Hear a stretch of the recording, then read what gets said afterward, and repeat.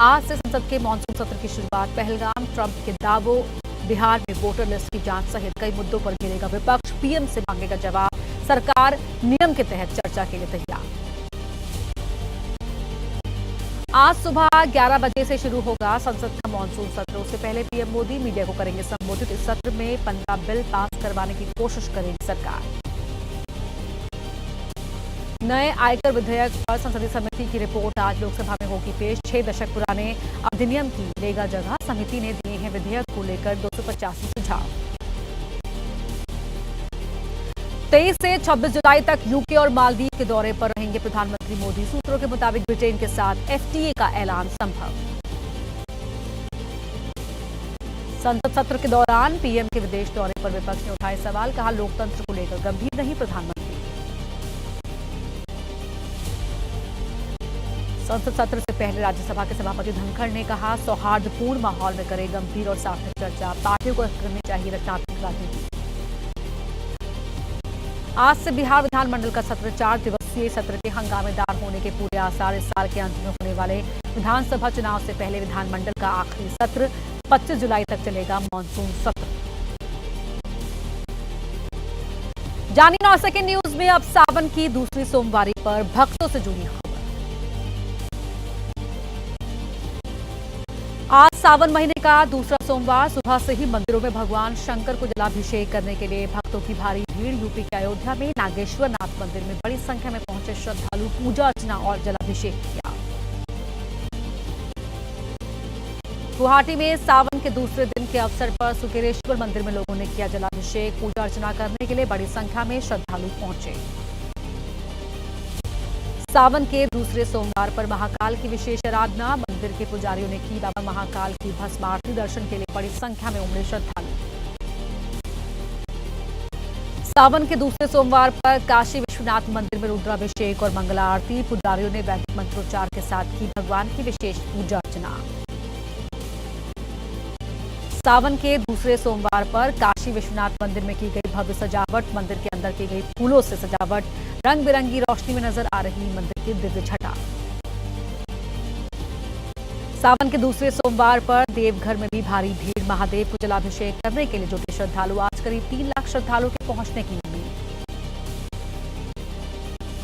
अयोध्या में भी नजर आ रही श्रद्धालुओं की भीड़। सावन के दूसरे सोमवार पर महादेव मंदिर में सुबह से ही लगा तांता। भगवान भोलेनाथ को जलाभिषेक करने के लिए जुटे श्रद्धालु।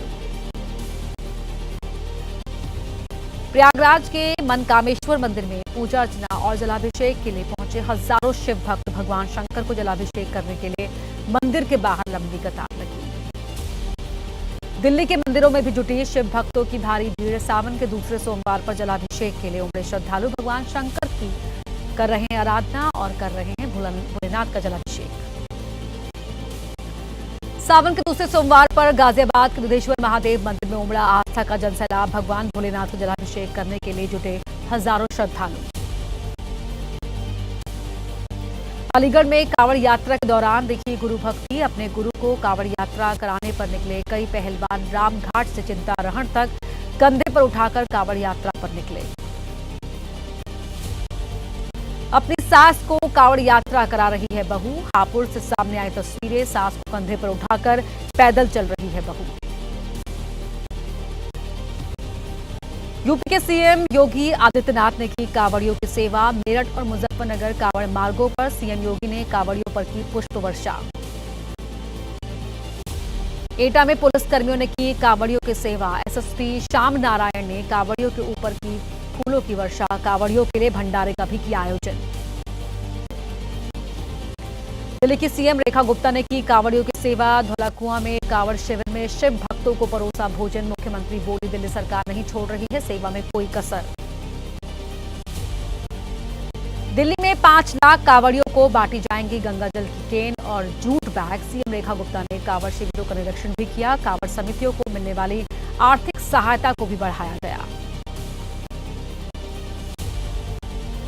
कांवड़ रूट पर कहां नॉनवेज की दुकानों को लेकर हुआ हंगामा। लाठी डंडे और बैट पर प्रशासन ने क्यों लगाया बैन। कांवड़ यात्रा से जुड़ी तमाम खबरों का पूरा अपडेट आपको दिखाते हैं 9 सेकंड न्यूज में। मुरादाबाद में हिंदू संगठनों का हंगामा, कावड़ रूट पर पाबंदी के बावजूद बिक रहा है नॉनवेज। मौके पर पहुंची पुलिस ने दुकानदार को किया गिरफ्तार, 2 लोग मौके से फरार। बुलंदशहर जिले में कावड़ यात्रा के सभी मार्गों पर सुरक्षा चाक चौबंद। हर 1 किलोमीटर पर एक पेट्रोलिंग बाइक तैनात, सीसीटीवी के जरिए हो रही है मॉनिटरिंग। कावड़ यात्रा में लाठी डंडा और बेसबॉल बैट पर पाबंदी। हापुड़ में अनाउंसमेंट के जरिए कावड़ियों को जागरूक कर रही है पुलिस। तोड़फोड़ की घटनाएं सामने आने के बाद पुलिस की सख्ती। हरियाणा के सीएम नायब सिंह सैनी का बयान, कहा कावड़ियों के वेश में परेशानी बनने वाले शरारती तत्वों पर होगी कार्रवाई। शरारती तत्वों को नहीं बख्शेगी पुलिस। यूपी के दोनों डिप्टी सीएम ने कावड़ में उत्पात के पीछे समाजवादी पार्टी को ठहराया जिम्मेदार। केशव प्रसाद मौर्य और ब्रजेश पाठक बोले, बहुत अच्छी चल रही है कावड़ यात्रा, कानून व्यवस्था को लेकर सरकार सख्त है।